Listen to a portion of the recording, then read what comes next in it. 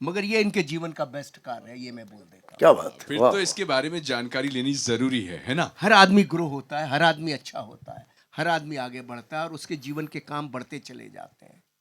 तो यही है इनका, बस इससे तो ज्यादा डियर कुछ मीडिया, ये सवाल मेरा पहले अब आपसे है, इससे पहले कि आप सवाल दें, कि आप भी ये जो गाना जिसके जिक्र चल रहा है ये आप जानना चाहते हैं मिथुन से और ये गाना सुनना चाहते हैं, या फिर पहले आप अपने सवाल दागना चाहते हैं? It's up to you. क्या बोलती है मीडिया? सवाल कर लेते पहले गाना कि सवाल? नहीं नहीं गाना गाना। देखिए हम लोग अनिल जी ने बहुत एक अच्छी बात इनके जहन में आई है कि हम गदर का एक बहुत कॉन्सर्ट प्लान कर रहे हैं।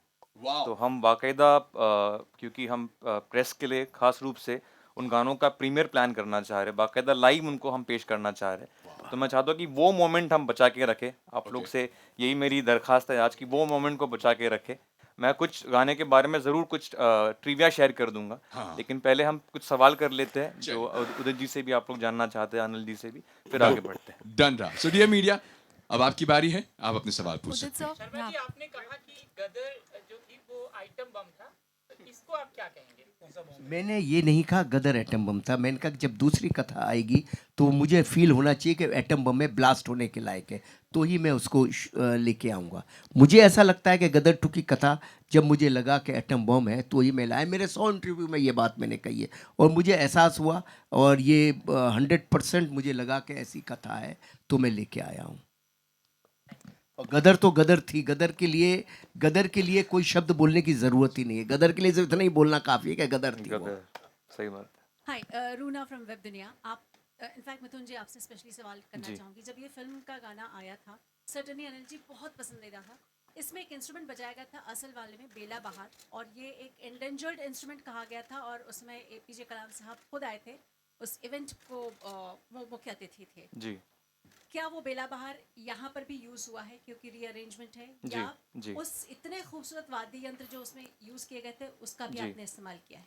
हमने उसका भी इस्तेमाल बिल्कुल किया है, लेकिन क्या कहते हैं कि एक सिनेमा के पॉइंट ऑफ व्यू से हमने उसको काफ़ी लेयर भी किया है, और उसके जो उसी फैमिली से जो राजस्थान का जो बहुत माना हुआ इंस्ट्रूमेंट है, जो सारंगी जिसे हम कहते हैं, तो उसका भी हमने लाइव बाकायदा रिकॉर्ड किया है और उसको पूरी तरीके से पेश किया है।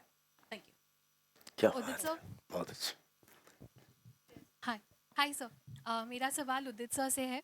आपने सनी देओल के लिए गाया है, पूरा एल्बम आपने किया है गदर 1 में, तो उनकी आवाज़ मतलब 2.5 किलो का हाथ, उनका आवाज़ थोड़ा हैवी है, whereas आपका आवाज़ थोड़ा सॉफ्ट है, जो रोमांटिक गाने आप पे ज़्यादा सूट करते हैं। तो क्या आपने आपकी वॉइस मॉड्यूलेशन करके उनके लिए फिट की, या आपको कभी डाउट आया कि उनकी आवाज़ पे मेरा आवाज़ सूट करेगा कि नहीं? मैं सनी जी के लिए गाया और इन्होंने कह दिया था कि देखो मैच होना चाहिए सनी जी के लिए, लेकिन ऐसा मैच हुआ कि आप सब लोग जानते ही हैं और पूरे दुनिया में तबाही मच गई। अभी फिर से मिठुन जी ने उसी गाने को अलग ट्रीटमेंट दिया इन्होंने, म्यूजिक का ट्रीटमेंट, कोरस का ट्रीटमेंट, सिंगिंग का ट्रीटमेंट। तो सबसे अच्छी बात ये लगी कि लोगों के दिलों में छू गया वो चीज, सबसे बड़ी बात ये है। और 4 दिन नहीं हुए हैं, 5 करोड़ ऑलमोस्ट व्यूज हैं जी बिल्कुल। और 20 लाख 20 लाख उसके लाइक्स हैं 4 दिन में। तो thanks to God and all your good विशेष के आपका उदित नारायण मतलब सिंगिंग ऑलमोस्ट 43 इयर्स, और मैं ऊपर वाले से प्रार्थना करूंगा और जिस तरह आप लोगों ने प्यार दिया है ऐसे देते रहिए। तो मैं अभी छोड़ने वाला नहीं हूं ये जंग।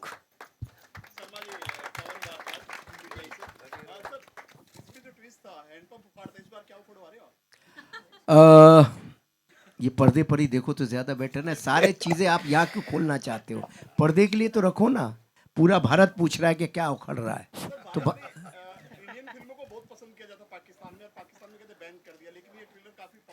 पाकिस्तान के अंदर गदर मुझे लगता है कि वहाँ की सबसे सफलतम फिल्मों में से है। नहीं, हलचल क्या, वहाँ भी लोग बहुत पसंद कर रहे जी। हैं और पाकिस्तान के लोग गदर को, पहली गदर को भी बहुत प्यार किया और दूसरे गदर के टीज़र को भी बहुत पसंद कर रहे हैं। यूट्यूब पे देखो कितने पाकिस्तानियों के अच्छे अच्छे कमेंट्स हैं, वो भी सेंसिबल है, समझदार है, सिनेमा है, चलता है सब। कैसे रिश्तों में नजदीकी आएंगी पाकिस्तान इंडिया की?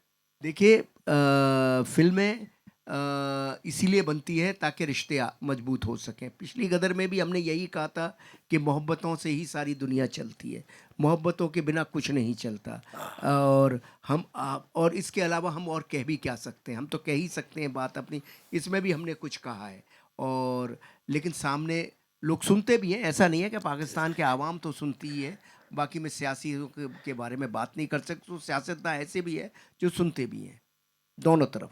अनिल जी, अच्छा 22 साल के बाद आपने हीरो हीरोइन मतलब सनी देओल और अमीषा पटेल की वही केमिस्ट्री दोबारा मतलब जीवित की है, तो ऐसा लगता नहीं कि इतने साल हो गए, तो उसका राज क्या है? उसका कोई राज नहीं है। दोनों के दिल में, सनी और अमीषा दोनों के दिल में तारा सिंह और साकीना बसा हुआ था और दोनों ने इतनी अच्छी परफॉर्मेंस की है कि वो उसकी जो है उसकी जिम्मेदारी उन दोनों की है। उन्होंने इतना अच्छा काम किया है, उसके लिए मैं उन दोनों को ही, आपको और सबको धन्यवाद देना चाहिए। उन दोनों का ही गुण है कि वो उस करेक्टर को फिर से उसी तरह से निभा पाए हैं। So I am thankful to them and they have done the magic, not me. उसके बारे में बताइए कि उनका क्या कैरेक्टर है और किस तरह से उनको फिल्म में आपने पोर्ट्रे किया है। सब कुछ आज ही जानना चाहते हैं। अच्छी बात है ना, पिक्चर तारा सिंह को तो हावी होना ही चाहिए ना। तारा सिंह, वो तो बच्चा है, अभी बालक है, अभी शुरू जिंदगी जर्नी शुरू कर रहा है, वाह वाह। यात्रा शुरू कर रहा है। उसके पास करने दीजिए उसको यात्रा, उसके कंधों पे इतना बोझा हम क्यों डालें। क्या बात। इसके बाद उनकी सेकंड बड़ी फिल्म आ रही है और हाँ, अच्छी बात है। तो जीनियस में लोगों ने, आप सब ने पसंद किया उसे, अब इसमें भी पसंद करेंगे। धीरे धीरे खोलेंगे, इतनी क्या जल्दी है। आज ही सारे खेल खोल दे। अनिल जी या अनिल जी,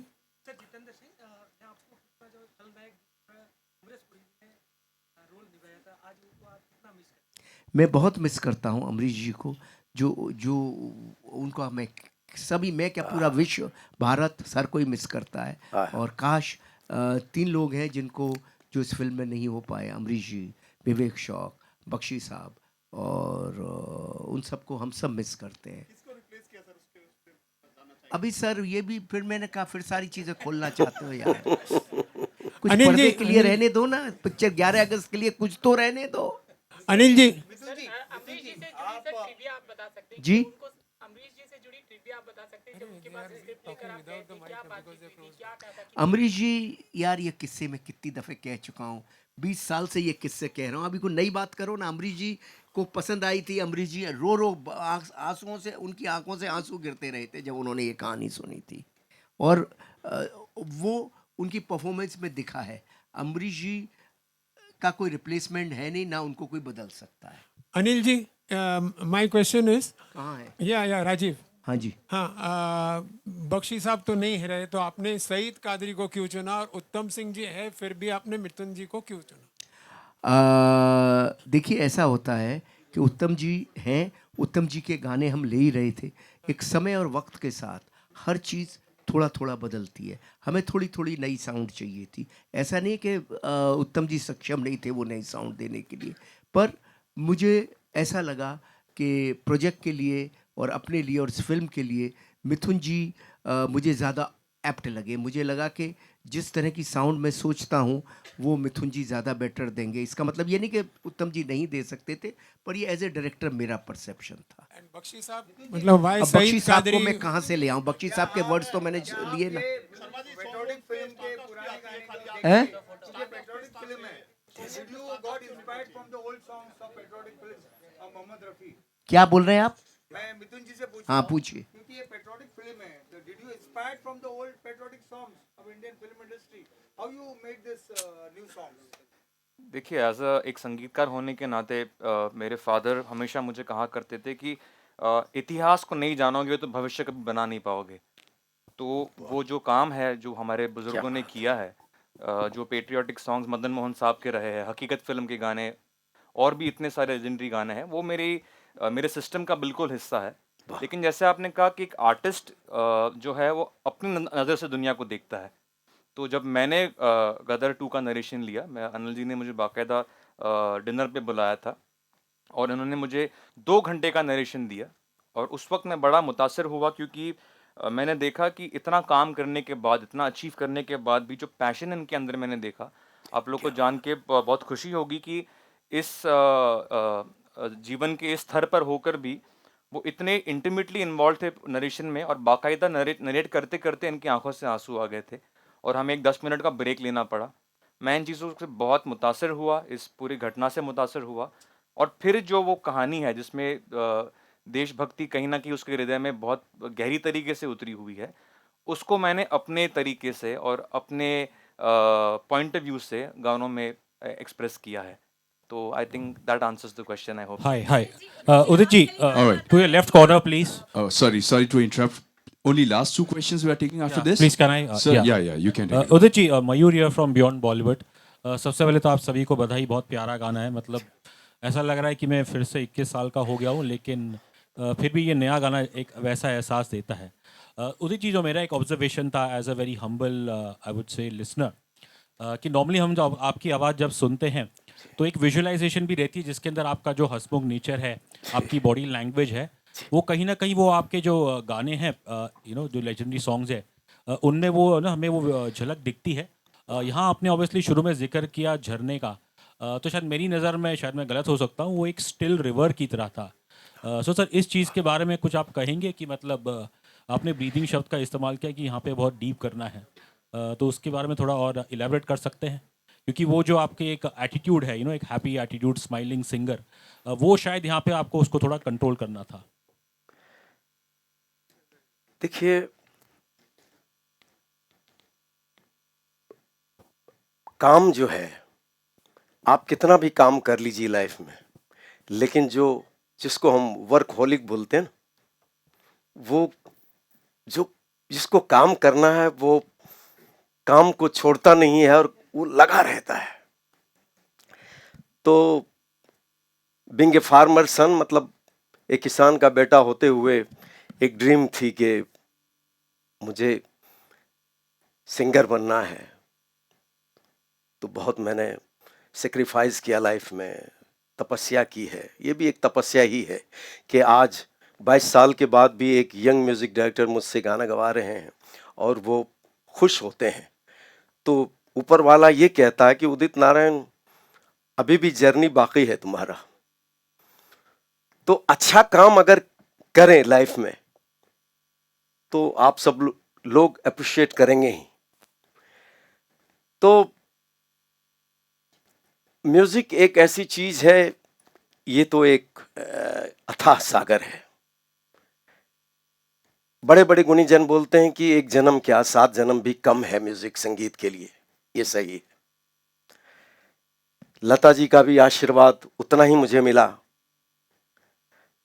हमेशा मुझे उन्होंने आशीर्वाद और प्यार दिया। बोले उदित नारायण, छोड़ना मत, लगे रहना। कुछ है जो मैं तुम्हें आशीर्वाद दे रही हूं। तो ये सब कई बातें हैं। और आज देखिए, मैं इतने सालों से लगा हुआ हूं और ये चलता रहेगा, ये सिलसिला क़यामत से क़यामत तक। जी जब मैं आपका ये गदर 2 का गाना मैंने पहली बार देखा, तो मैंने तानसेन जी को हिस्ट्री में पढ़ा है, सुना है, लेकिन आज बता रहा हूं, उस सनी जी जिस तरह से वो सारंगी लेके बैठते हैं और एक्सप्रेशन देते हैं, और अमीषा जी का एक्सप्रेशन में देखा तो लगा कि सनी देओल जी तानसेन के रूप में मुझे नजर आया। ये सही है। और आज एक म्यूजिक डायरेक्टर ने इतना मतलब मैं बयान नहीं कर सकता हूं कि मैं सोच में था कि मैं कर पाऊंगा कि नहीं, लेकिन कम आउट सो वेल और लोगों You ने are too good always. You were too good always. Thank you. All right, the last question, please. Yeah. Good afternoon. My question. Just a minute. I think मुझे वो I would like to answer that. या जो उन्होंने can you guys hear me? जी, Mic, please. ये आंसर मैंने आपके लिए रखा था, इसलिए मैं हेलो चेक। एक इम्पॉर्टेंट मुद्दा है कि बहुत अच्छी बात उन्होंने पूछी कि उदित जी का जो प्रोजेक्शन जाना जाता है, क्योंकि देखिए ये गाना जो है जब रिलीज़ हुआ था मैं 10वीं कक्षा में था, और उस टाइम पे जिस आर्टिस्ट ने उसको गाया है उसको 22 सालों तक जिया है, इतने कॉन्सर्ट्स में परफॉर्म किया है, it's part of his muscle memory. उनके पूरे जहन में वो धुन और वो अप्रोच बैठा हुआ है, उसको अनलर्न करना और एक जूनियर आर्टिस्ट के साथ बैठकर, क्योंकि मैं इनको कॉम्प्लीमेंट करना चाहूँगा कि जब उन्होंने मेरे साथ इस पे सेशंस किए, बिल्कुल मुझे लगा वही ऊर्जा इनके अंदर होगी जो शायद जब एक न्यू कमर जो हंग्री होता है, जैसे उन्होंने कहा जिसके अंदर एक क्रिएटिव थर्स्ट होती है, वही ऊर्जा के साथ वही डेडिकेशन के साथ मेरे साथ रिहर्सल्स किए, और उन्होंने, आपने सही बोला कि he got rid of that, वो जो उनका पहले का एक्सप्रेशन था, and he got a warm tone जो मैं चाह रहा था, तो उसको एक्सेप्ट करना, उसके लिए I think you have to be a real artist. And Udit ji, I really want to thank you. अरे थैंक्स टू यू।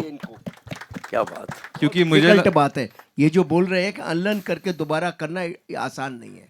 बहुत सलाम है आपको। और आपने देखा होगा कि पूरे लाइन एक एक सांस में इन्होंने गवाया। आप जैसे उड़ जा काले कावा तेरे मुंह बिच खंड पावा, पहले की उड़ जा काले कावा तेरे मुंह बिच खंड पावा। अब देखो मेरा अभी भी सांस नहीं पहुंचता, लेकिन इन्होंने गवाया, बोले आपके लिए चैलेंज है और अब गा दो तो मजा आ जाएगा। हमने कोशिश किया है और लोग इतने पसंद किए हैं तो आप लोगों के सामने है। और मैं क्या बताऊं, जितनी भी तारीफ किया जाए, थैंक्स टू मीडिया कि आप सब लोगों ने इतने सालों से इतना प्यार हम सबको दिया है और जब तक रहेंगे देते रहिएगा। थैंक्स टू जीत जिन्होंने ये फिल्म बनाए, और ऑफ कोर्स अनिल जी तो कैप्टन ऑफ द शिप है। तो क्या आपने एक एक सीन क्या लिया होगा आपने, एक ही झलक में मुझे पता चल गया, लोगों को पता चल गया कि क्या खूबसूरत लग रहा है मामला। सर, जहाँ पर हम ये सेलिब्रेट कर रहे हैं इस टाइमलेस मेलोडी को, वहां पर जब आपने तार छेड़ दिया था कि 2 गाने तो होने ही होने हैं, और हमने आपसे पूछ लिया कि मैं निकला गड्डी लेके, तो सर अगर उसका एक अनप्लग्ड वर्जन छोटा सा ही से अगर यहाँ पर ऐसा ट्रीट, जितने ये मीडिया के लोग पहुंचे, हम लोग पहुंचे, तो बहुत अच्छा, बहुत बेहतरीन लगेगा। आपको ये भी बता दूं कि मिठुन जी ने मुझसे कहा कि आपने जो पहले गदर में गाया मैं निकला गड्डी लेके, मुझे और उससे ज्यादा पावरफुल वॉइस चाहिए इसमें सिंगिंग। तो मैंने कहा कि इतना पावर मेरे पास तो है नहीं, अभी मैं 22 साल यहाँ आ चुका हूं। तो बोले नहीं, यू हैव टू डू। तो सोचा कमाल हो गई, लेकिन मतलब मुझे लगता है कि आप लोग अप्रिशिएट करेंगे उस बात को भी। 1 घंटे में 1 मुखड़ा और 1 अंतरा फिनिश किया हम लोगों ने। फिर इन्होंने कहा कि चाय पीते हैं, आधा घंटा रेस्ट करते हैं, फिर सेकंड अंतरा लेंगे। और सेकंड अंतरे में मुझे 1 घंटे लग गए, मतलब 45 to 1 hours।